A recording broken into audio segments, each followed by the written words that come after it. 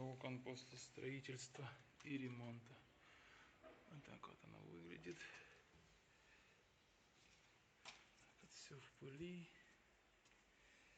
в грязи, в растворе, в краске.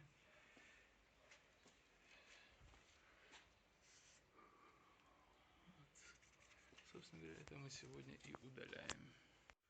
Ну вот это те же самые окна, только уже отмытые. Даже вот можно видеть в отражении меня.